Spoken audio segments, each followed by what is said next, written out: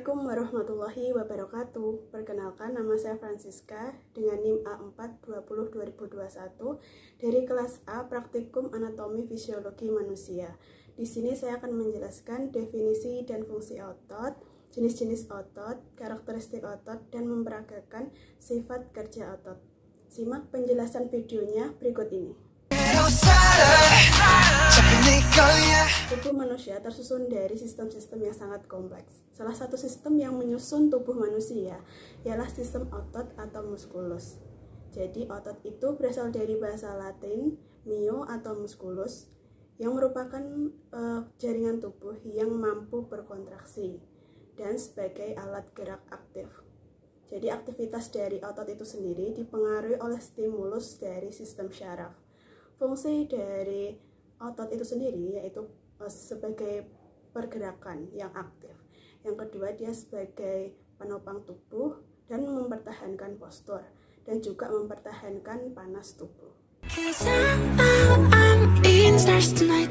Berikutnya yaitu ada jenis-jenis otot.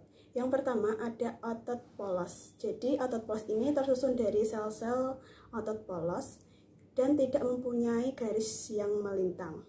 Jadi bisa dilihat pada gambar di samping bahwa otot polos ini berbentuk seperti gelendong dan ujungnya runcing dan memiliki inti di tengah.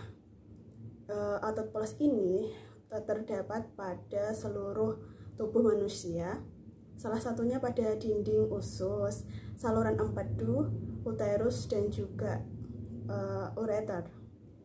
Yang kedua yaitu ada otot lurik. Jadi otot lurik ini kenapa disebut otot lurik? Karena terdapat tampak garis gelap atau aktin dan juga garis terang atau miosin yang tersusun saling berselang-seling. Dan otot lurik ini juga disebut dengan otot rangka karena dia tuh melekat pada seluruh rangka tubuh manusia. Contoh dari otot lurik itu sendiri yaitu pada tulang paha, tulang betis, dan juga tulang dada, dan seluruh rangka tubuh manusia. Bisa dilihat pada gambar di samping bahwa bentuk dari otot lurik itu gelendong silindris dan juga mempunyai inti di tepi. Yang ketiga yaitu ada otot jantung. Otot jantung ini hanya terdapat pada jantung dan bekerja secara terus-menerus tanpa istirahat. Contohnya juga pada jantung. Karakteristik dari otot itu sendiri, yang pertama ada iriabilitas, jadi kemampuan otot untuk merespon suatu rangsangan tertentu karena ujung syaraf berada pada sistem ini. Yang kedua yaitu ada kontraktilitas, jadi kemampuan otot untuk berkontraksi atau memendek. Yang ketiga ada ekstensibilitas, jadi kemampuan otot untuk memanjang dari ukuran normalnya. Yang keempat yaitu ada elastisitas, yaitu kemampuan otot untuk kembali seperti ukuran semulanya setelah memanjang ataupun memendek. Selanjutnya yaitu ada sifat kerja otot. Dibagi menjadi dua, yaitu ada antagonis dan juga sinergis. Antagonis merupakan sifat otot yang kerjanya saling berlawanan.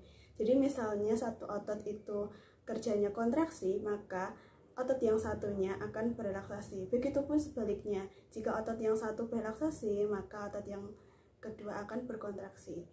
Contoh dari gerakan antagonis itu sendiri, yang pertama ada flexor, jadi gerak otot menekuk atau membengkokkan. Yang kebalikan dari flexor yaitu ada extensor, jadi gerak otot meluruskan. Jadi gerakannya seperti ini, misalnya ini lengan atas dan bawah, dia akan saling berlawanan. Jadi flexor itu akan menekuk atau membengkokkan flexor ini, sedangkan ini adalah extensor, jadi meluruskan antara tulang tricep dan juga bicep. Selanjutnya yaitu ada abduksi dan adduksi. Jadi abduksi merupakan suatu gerak otot menjauhi tubuh atau menjauhi badan. Dan lawan dari abduksi yaitu ada adduksi, yaitu gerak otot mendekati badan. Jadi gerakannya lengan atas, bisa saya contohkan seperti ini. ini abduksi, sedangkan ini adduksi. Adduksi menjauhi badan, dan ini adduksi mendekati badan.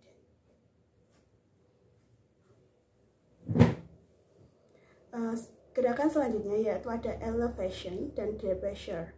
Jadi elevation ini merupakan gerak otot mengangkat bagian tubuh, sedangkan depressure merupakan gerak otot menurunkan bagian tubuh.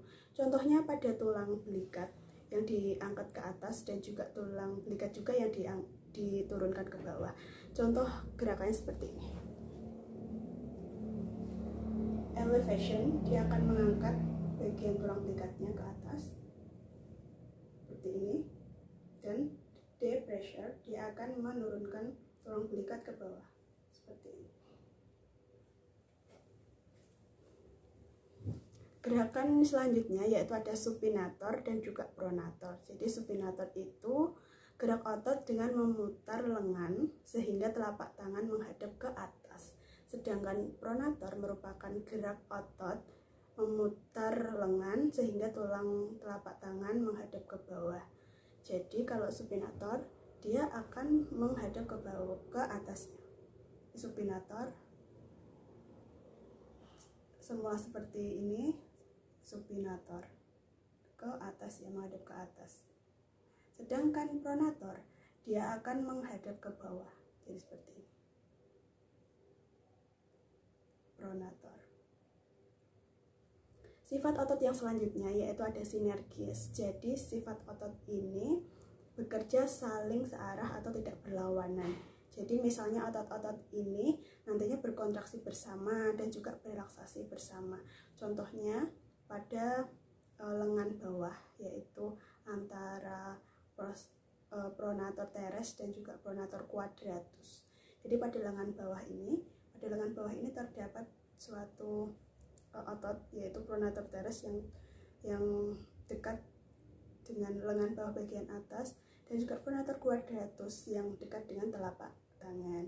Jadi menimbulkan gerakan yang sinergis. Misalnya pada gerakan seperti ini, lengannya misalnya dia ke kanan, dia juga akan sama-sama ke kanan. Misalnya gerakannya ke kiri, dia akan sama-sama ke kiri. Jadi kalau misalnya dia akan berkontraksi, nanti dia juga sama-sama akan berelaksasi seperti ini.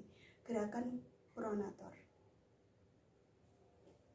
Selanjutnya yaitu gerakan sinergis, yaitu pada otot antara tulang rusuk pada saat kita bernapas dan juga menghembuskan nafas, menarik nafas dan juga menghembuskan nafas.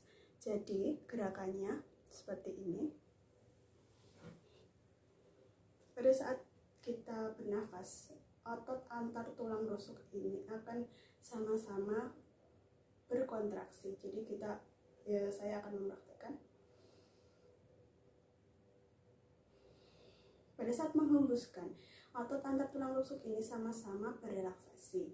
Jadi bisa disimpulkan bahwa tulang antar tulang rusuk tersebut sama-sama berkontraksi dan juga sama-sama berrelaksasi. Jadi tidak saling berlawanan. Sekian penjelasan dari saya mengenai definisi otot dan fungsinya, jenis-jenis otot, karakteristik otot, dan juga peragaan dari sifat kerja otot. Kurang lebihnya saya mohon maaf. Wassalamualaikum warahmatullahi wabarakatuh. DNA